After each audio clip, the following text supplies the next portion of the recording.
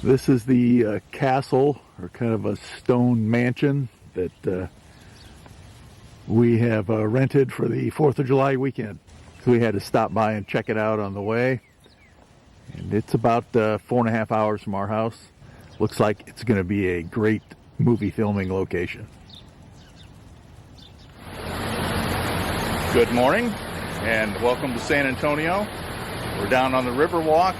We're going to take a short walk over the Alamo and then later take a bike ride to several other missions, probably about 20 total miles right along the river.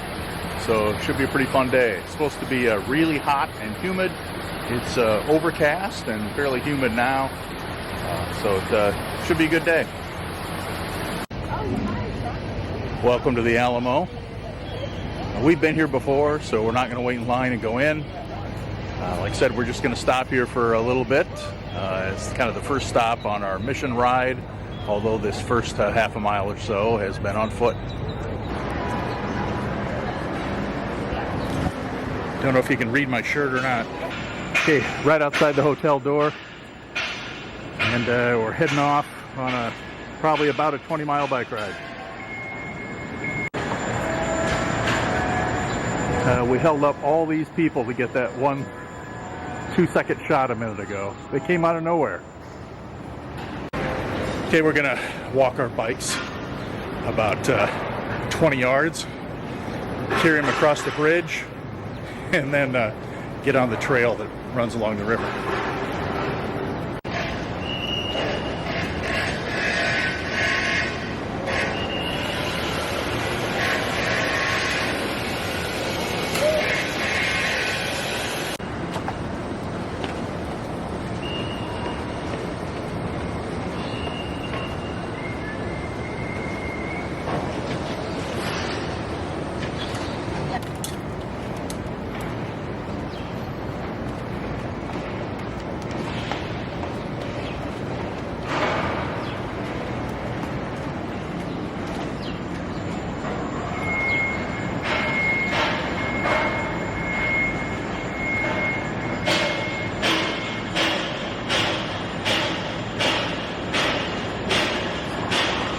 Can't see it. I wonder how many times we'll have to do this.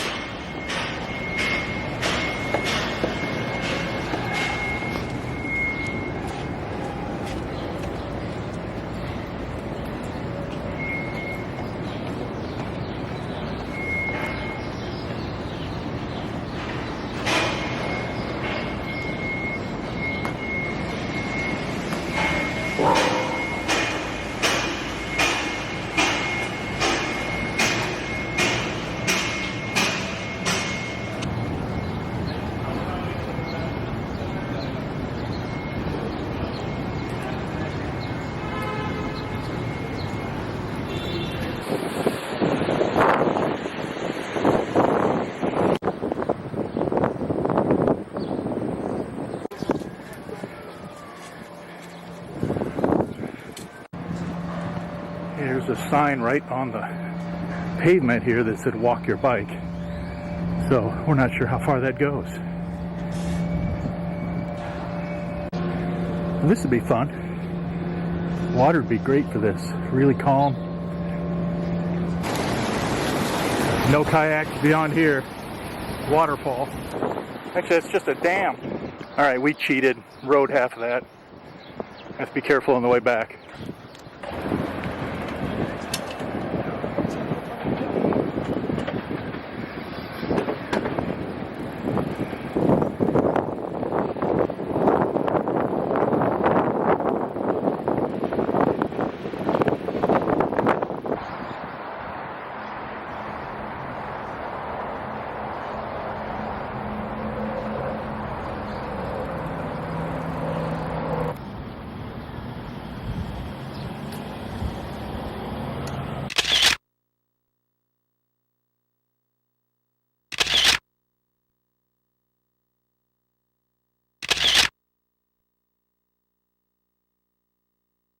Okay, that was the first of 4 missions. It'll pick this up. We're 4.4 miles already. And we started about 11 and it's 1:24. Yeah, so we might be doing this all day.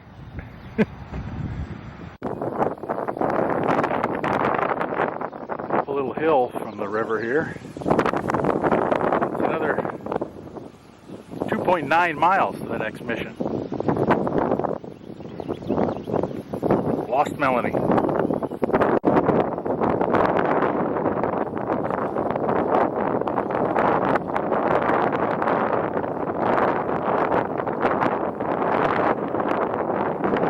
This is a little different through here.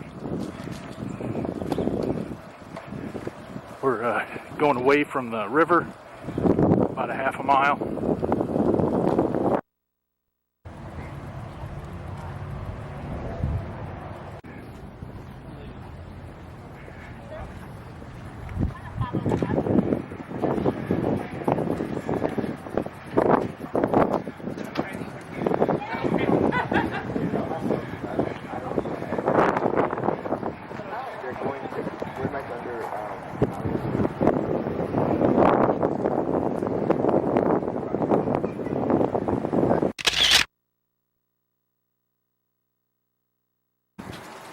Melanie thought these doors looked short, but I don't know.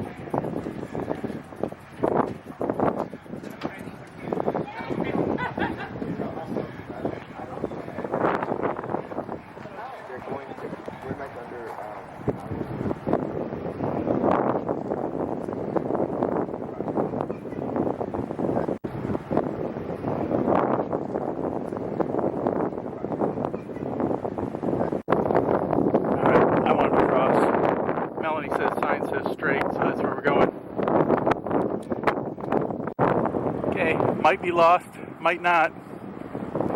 Melanie's leading.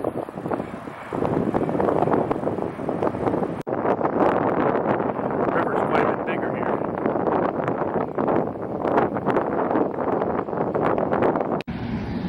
Well, that's why the river was quite a bit bigger, because it's behind a dam. Alright, we're checking out the map. We've seen 2 missions. We're going to skip number 3, go straight to number 4, and hit number 3 on the way back. Alright, so we got about 3 miles to go to Mission Espada. And then coming back to Mission San Juan on the return trip. So I'm guessing about 3 miles. We're at 11.2 right now. Don't know what these sculptures are, but they're colorful.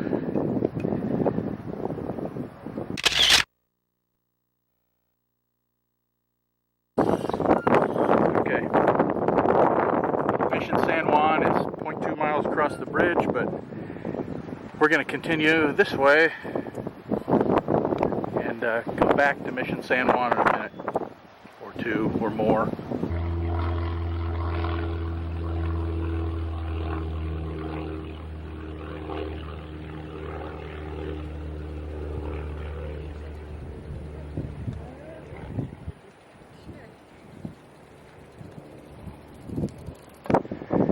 Okay, 14.1 miles to the end of the trail. The time is 2:22.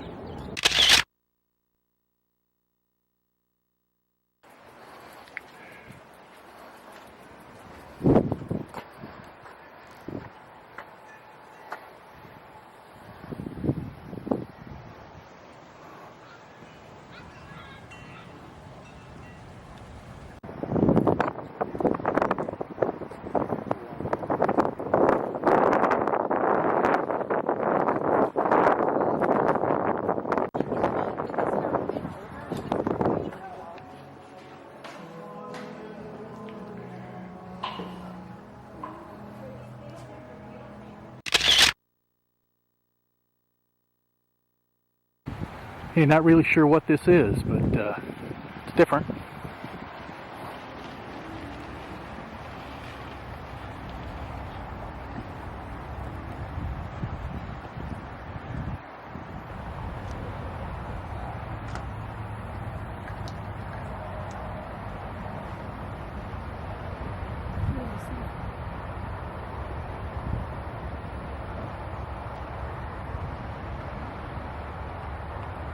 Starting the return trip with one mission stop on the way.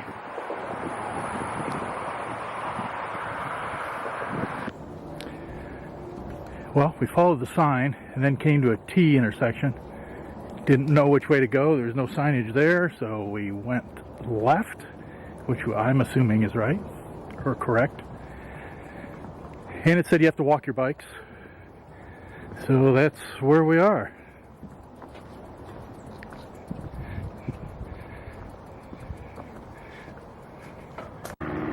Well, we just took the north loop of this trail. But I guess we got there.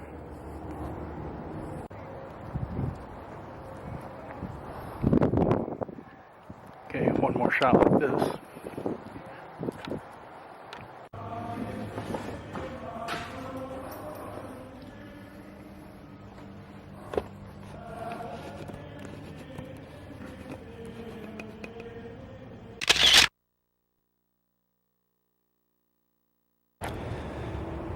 Okay, that's it for the ride, sort of. I mean, we got to go all the way back, but I'm packing the camera so we can just ride straight through and get back as soon as possible, because it's been an 80-some degree day, probably in the 80s, well into the 80s, which we're not used to.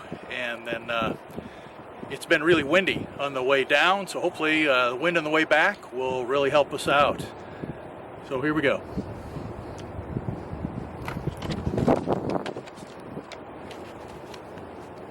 Okay, at this point we're at 15.9 miles and the time is 3:11. Okay, it's 5:05, so that was 6 hours. And I've got 26.6 miles, but I think I rode a little farther. So what does yours say? 24 and a half. Okay, well, You've always had more than. yeah, but here's the real reason for that. There was a section where you had to get off and walk your bike, 1,200 feet, which we only did a little bit of last time. So Melanie got off her bike, and I thought, well, I'm taking the upper trail and going somewhere else, because I didn't want to walk, wanted to ride, because my hips bothered me, and my Achilles tendon, and my back, and everything else. So I rode about 100 yards. Trail didn't go anywhere, so I turned around, came back, walked quite a bit of that 1,200 feet, and then thought, heck with that. So I rode the rest of it, and then I get all the way back to the. You were behind me? Well, somewhere, yeah, it was somewhere behind you. But I got. So then I just kept thinking, well, you're just probably going to keep going. So I rode all the way up to where those steps were that I had to carry, where the elevator is, and I thought, there's no way she carried her bike up and down those steps. So I rode back a couple of miles on one side of on the river. I kept looking at the other side, looking on our side, couldn't find anywhere. So I thought, well, I'm just going to go back and sit outside the hotel and wait till you get there. So I came back, and look who's sitting outside the hotel. Outside the hotel. I'm home. I made it home all by myself. No key, no phone, but I did it. But somehow you carried your bike up and down those steps? I made a couple friends.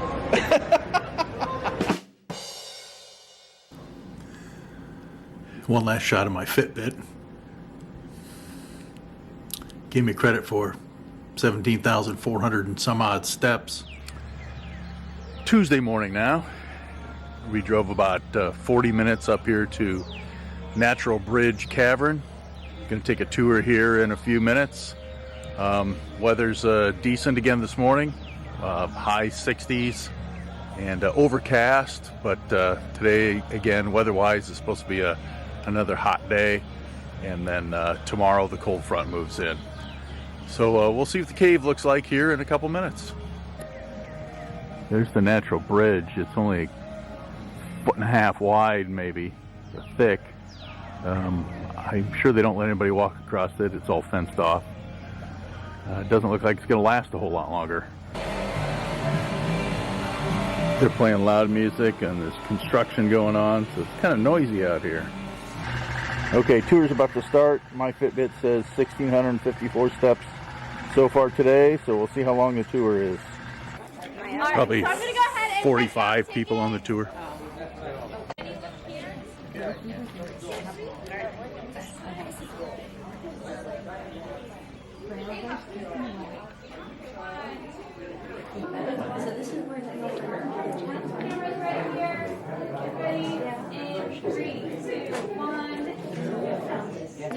They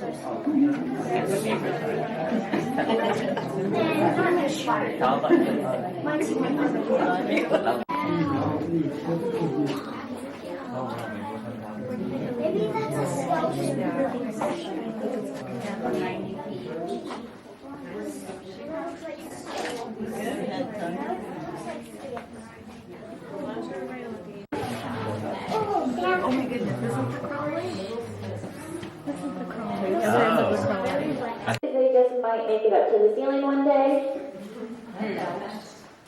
Then we also have our stalactites, which hang tight to the ceiling.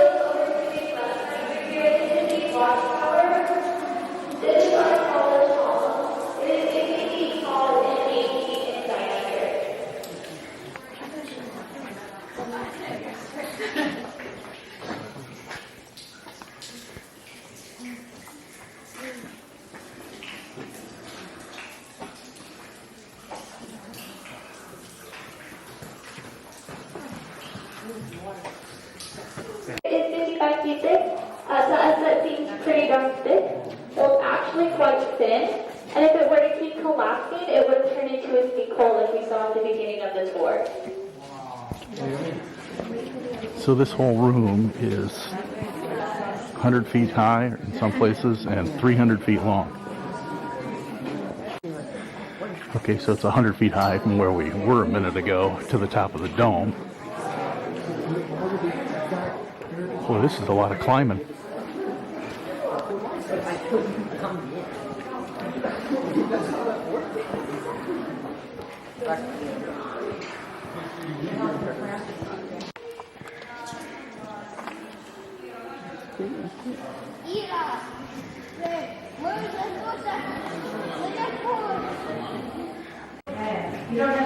And then out through the exit tunnel. So, comments? It was hot. That was gonna be my comment. He was like, 80 some degrees, she said, and really humid. And I was just sweating like crazy, and glasses are steaming up. But it's pretty cool. Yeah, Yeah, enjoyed it. I mean, I liked it. It was good. Okay, Fitbit check. I don't remember where we started. I got 15 floors. So how many floors? Mine only gave me 8 floors. So who knows how that's figured. Beautiful. Yeah, the weather's great. Heading out to lunch on the Riverwalk. Had to get a shot of Melanie's hat.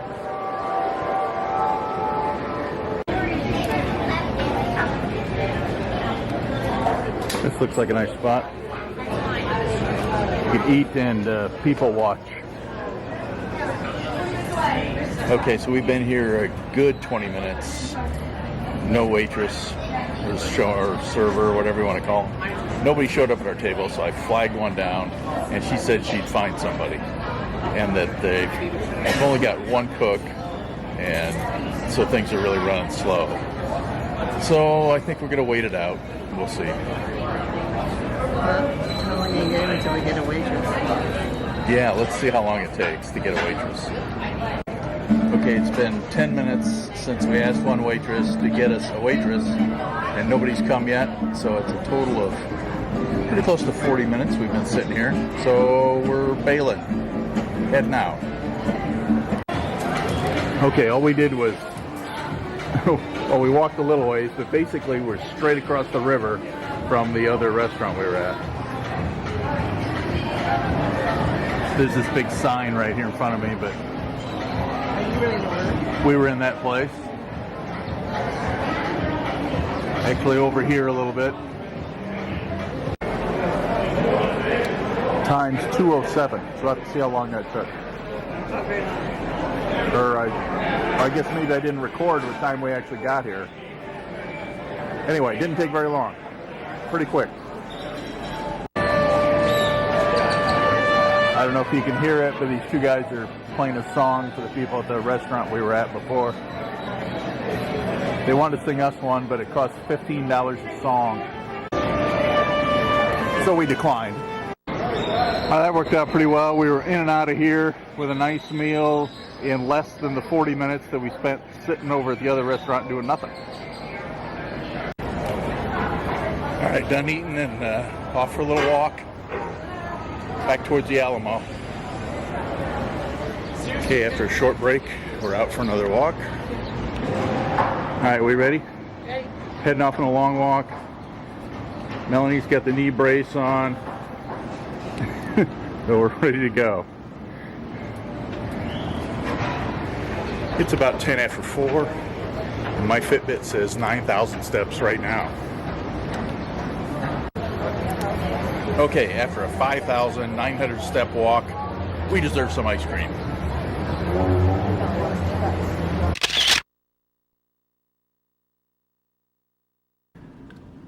All right, back to the room. So my steps for the day, 15,408. That's a pretty good day. 3,100 calories burned. 30 floors. 127 active minutes. Okay, Wednesday morning.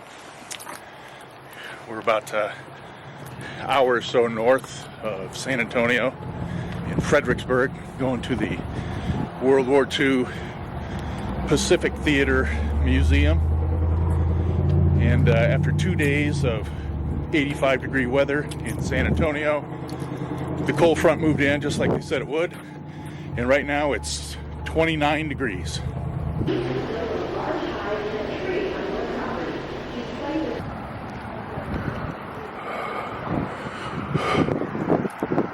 Trying to see if you can see my breath. I think the wind picked up now, so you can't.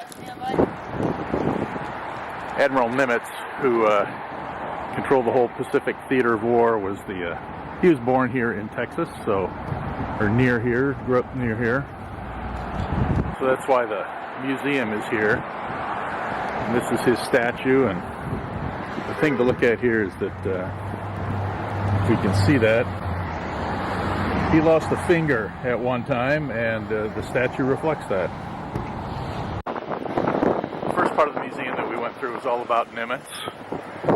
And now we're going outside to see more. And it is so cold out here. Holy cow!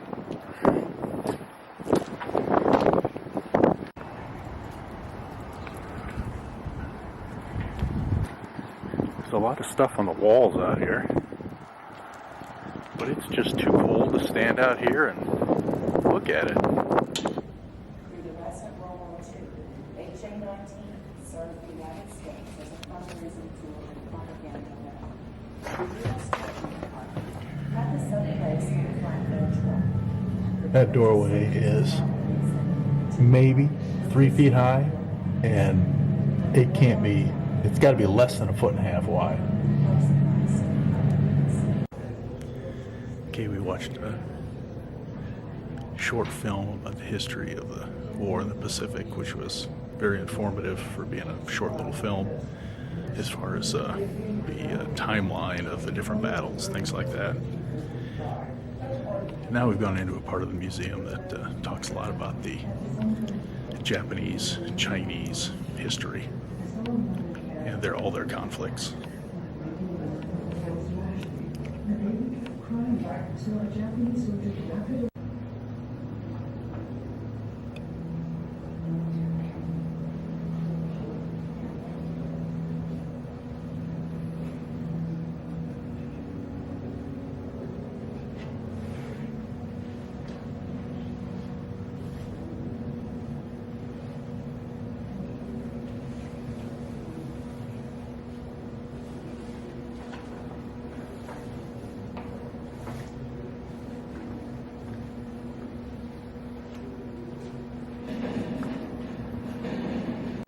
So Japan wanted to take over China for its resources and manpower, and moved into Manchuria, the northernmost part of China, in 1931. That's just north of Korea on a map. It did take over quite a bit of China. China was much bigger, but the Japanese thought they were inferior, which kind of proved to be true. And eventually, the U.S. blocked all of their supplies and things, put a big embargo on everything sent to Japan, which is stuff that they needed. So eventually, Japan attacked Pearl Harbor, and that started us into the war.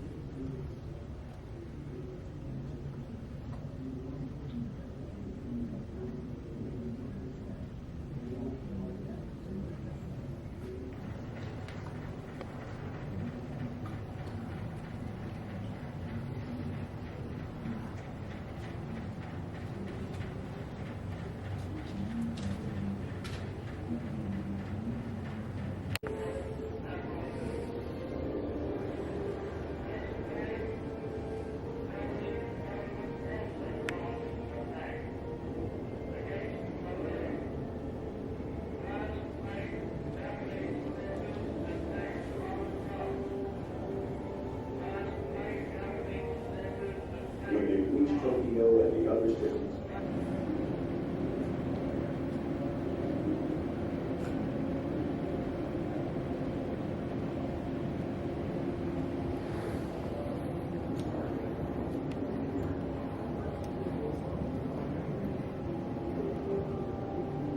After Pearl Harbor, American President was awarded a Medal of Honor.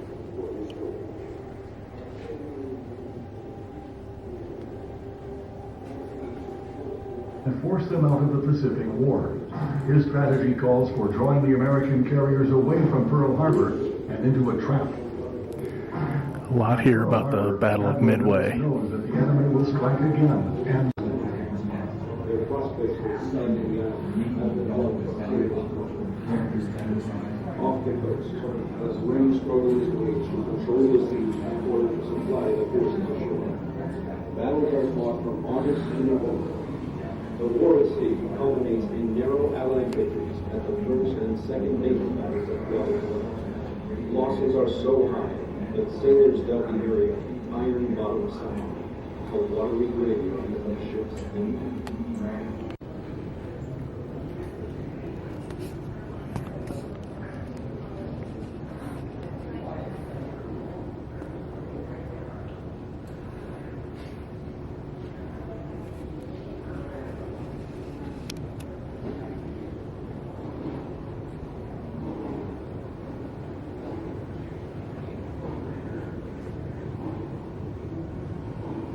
Summer 1942. Describe just how the impact was. Everything just stopped. As a matter of fact, my watch stopped. So I immediately turned my feet slightly right, and as I turned right, I saw a flash rise from the Kenneys. Down, and there was a gaping hole in the hull. Obviously,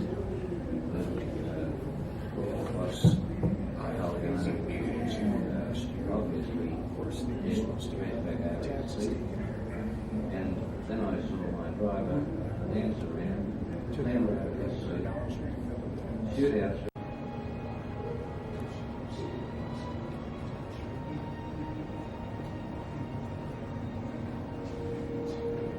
Waterloo, Iowa, January 1943. Bureau of Naval Personnel. Dear Sirs, I'm writing you in regards to a rumor going around that my 5 sons were killed in action in November. A mother from here came and told me she got a letter from her son, and he heard my 5 sons were killed. It is all over town now, and I am so worried. My 5 sons joined the Navy together a year ago. January 3, 1942. They are on the cruiser USS Juno. The last I heard from them was November 8th. That is, it was dated November 8th, U.S. Navy. Their names are George T., Francis Henry, Joseph E., Madison A., and Albert L. If it is so, please let me know the truth. I am to christen the USS Tuwasa February 12th at Portland, Oregon. If anything has happened to my 5 sons, I will still christen the ship, as it was their wish that I do so. I hated to bother you, but it has worried me so that I wanted to know if it was true. So please tell me. It was hard to give 5 sons all at once to the Navy, but I'm so proud of my boys that they can serve and help protect their country. George and Francis served 4 years on the USS Hoby, and I had the pleasure to go aboard their ship in 1937. I am so happy the Navy has bestowed the honor on me to christen the USS Tuwasa. My husband and daughter are going to Portland with me. I remain sincerely, Mrs. Alita Sullivan, 98 Adams Street, Waterloo, Iowa. All over town now, and I'm so worried. My 5 sons joined the Navy together a year ago, January 3, 1942. They are on the cruiser USS Juno.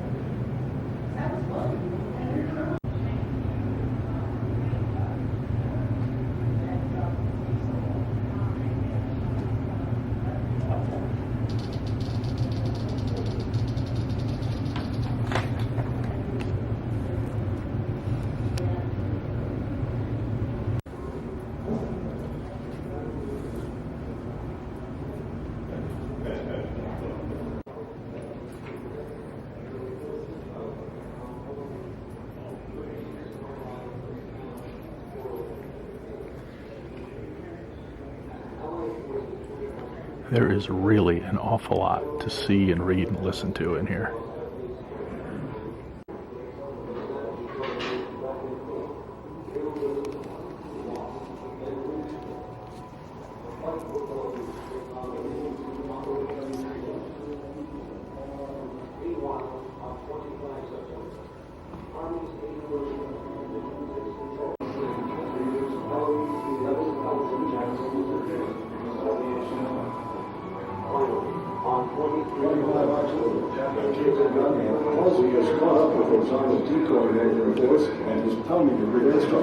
When he received word of break, Japan figures over its entire surface fleet towards the late United. Their plan calls for Admiral Force and heads south to Samar, while he continues his airstrikes on Ozawa. 2:50 a.m., 25 October. Missionary ships enter Surigao Strait to find Admiral Jesse Oldendorf's task force waiting for them.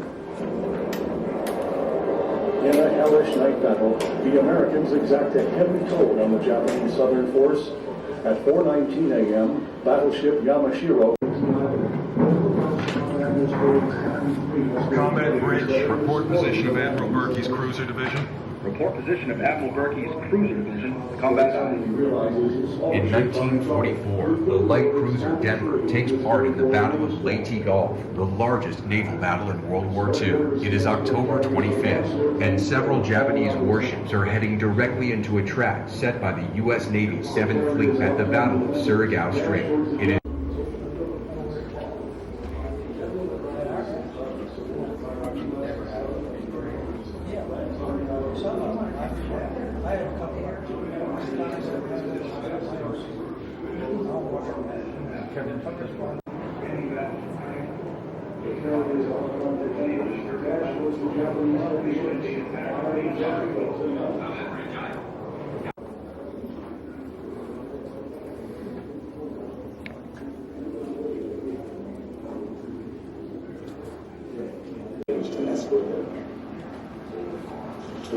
November 1944, Douglas flying 20 secret purchases to Japan. But the airmen are blinded by clouds over Tokyo, and the jet stream forces the bombers into a seismic drift. While 1,000 bombs are dropped at high altitudes, less than 10% of their targets.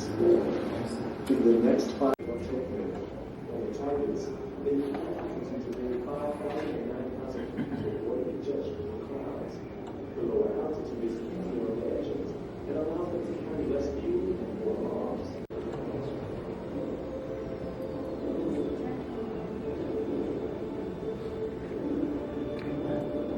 From there, 15.8 square miles of Tokyo are still burning. 256,000 buildings have been destroyed. Civilian casualties are high. Estimates range between 80 and 100,000. May is felt. No matter how you slice it, you bring a systematic targeted and initial despite their failures, there's nothing to do how you do it now.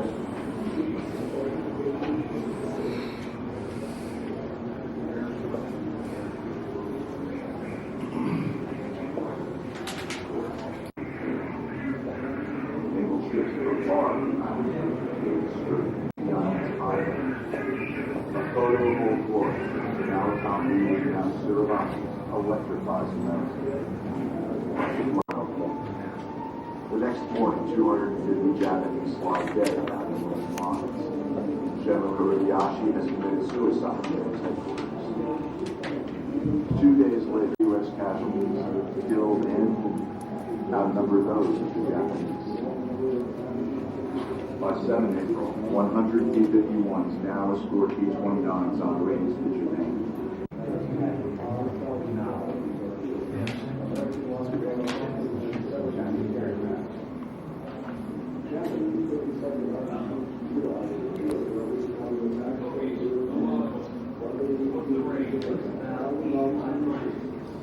That's okay.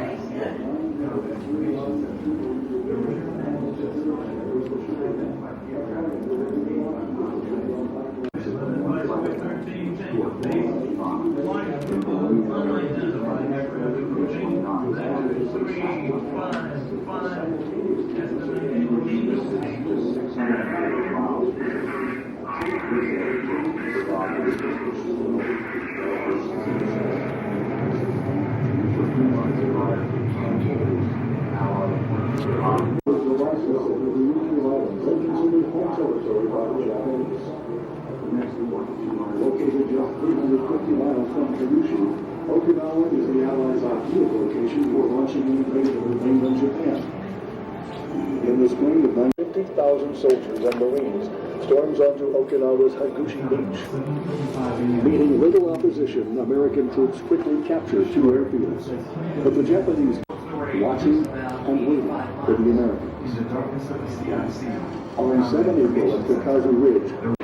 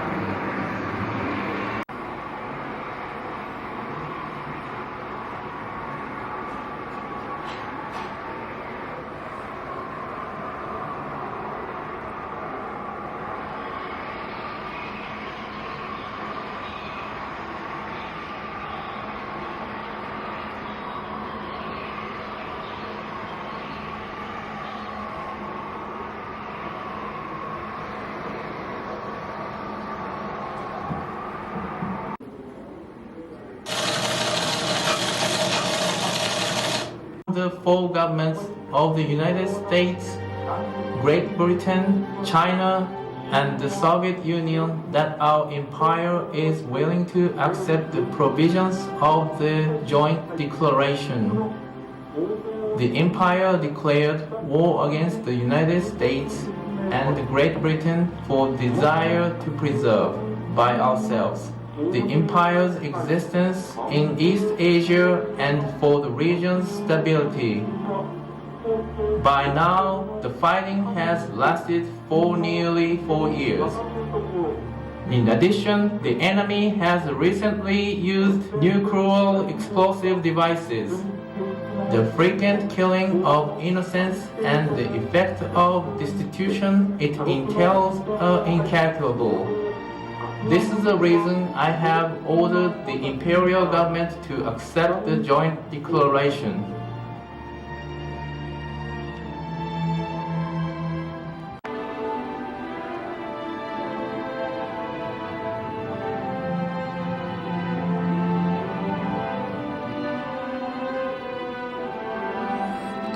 Japanese surrender.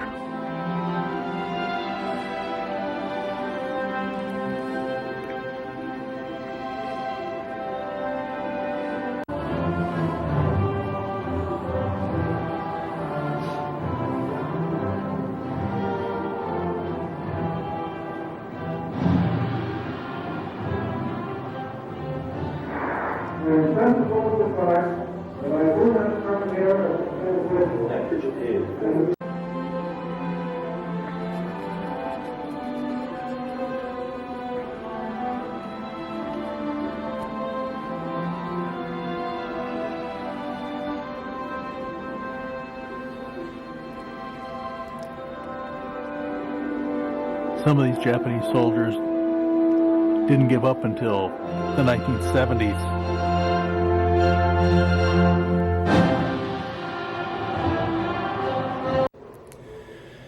Okay, so it's a little after 1 o'clock, and we had planned to get back to San Antonio to do the mural bike ride.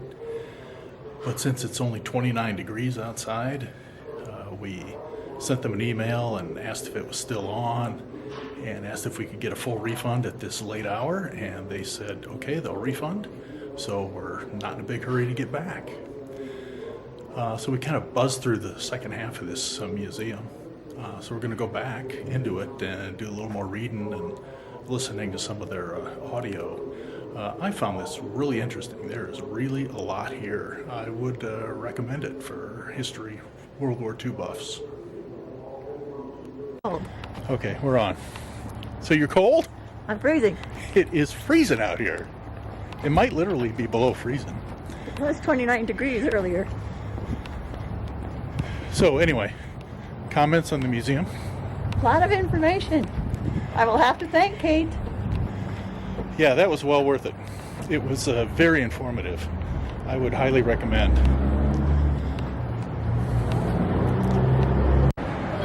Okay, back to where we started. We'll back up and get some shots of what the hotel looks like from a distance.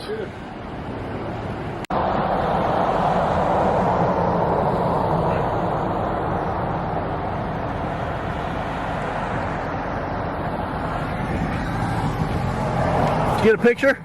Is it too cold? I got a picture. Oh, okay, you got one in the cold. You weren't shaking much? No, but you know what? My winter coat and mittens are in here. So we're heading back to San Antonio. Okay, what is today? Thursday? Mm-hmm. Thursday. We're in Waco. We've driven a couple hours north, and the weather's been terrible. It's been 28-degree drizzle for hours, and everything's covered with ice, but the driving really wasn't too bad. There. So here's the front of our car.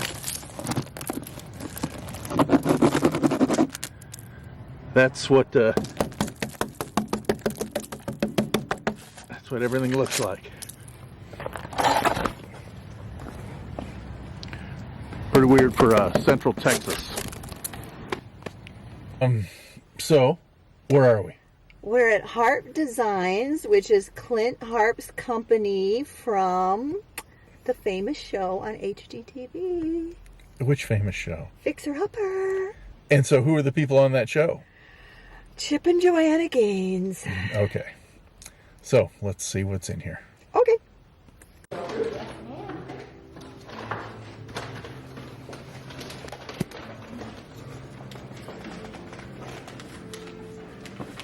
Alrighty, you're all set.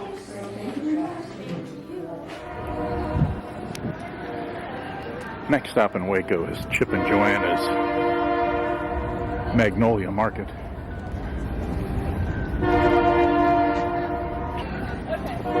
Here's a map of the area. Melanie's going into the, I believe this is a bakery area.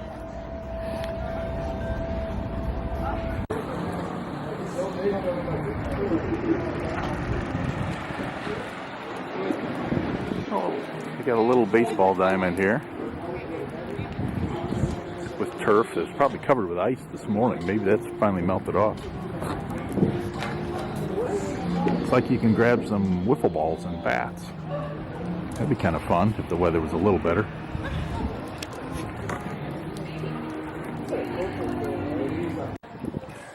All right, here's some ice on the ground.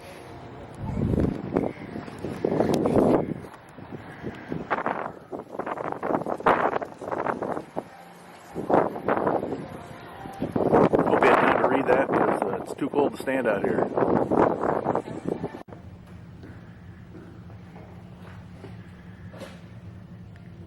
Actually kind of warm in here.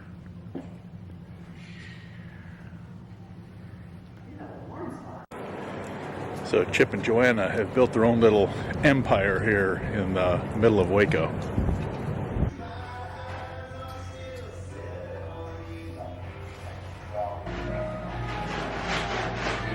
So we came in here, Melanie had to laugh because it's mostly women wandering around looking at stuff. And all the guys are just sitting in chairs, looking at their phones.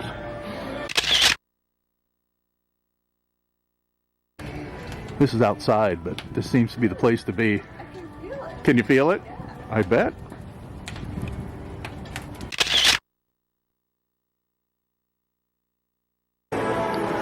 Looks like they've done lots of books.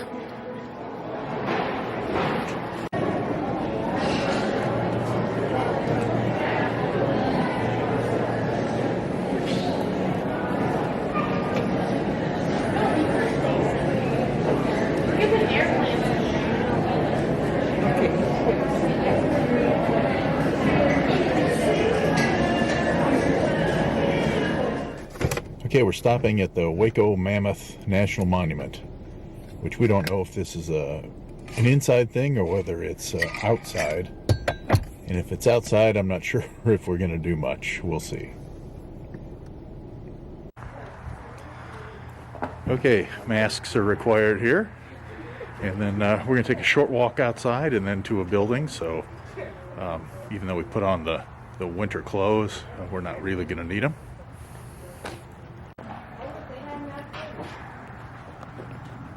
At this site there will be Colombian mammoths as opposed to woolly mammoths.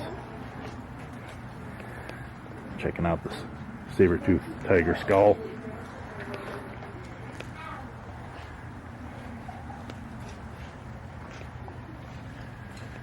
Alright, let's take a walk. On that bridge over there, which is a lot longer than the other one. And I don't know.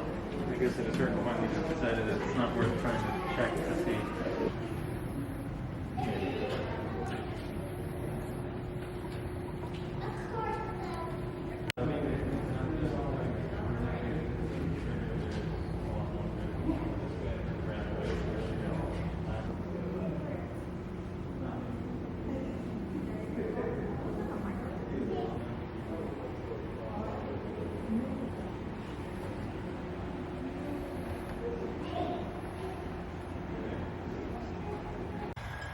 Okay, well that was small, short, but we're kind of unfairly comparing it to a mammoth excavation site in South Dakota, which kind of isn't fair to this place. But so it was okay. Okay, Melanie's going over just to get a picture of the sign. But I'm still wondering what these birds are. There's some over there behind the sign, and a bunch of them across the road. And when they take off, they're huge. I think there's some kind of vultures. Might walk up and get a closer shot. I don't really want to scare them all off, although it'd be pretty cool to see them all take off at once.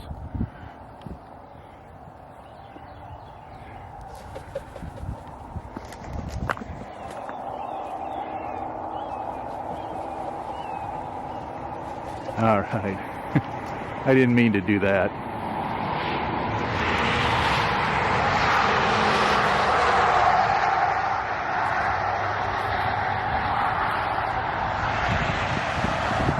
A few of the brave ones stayed, though.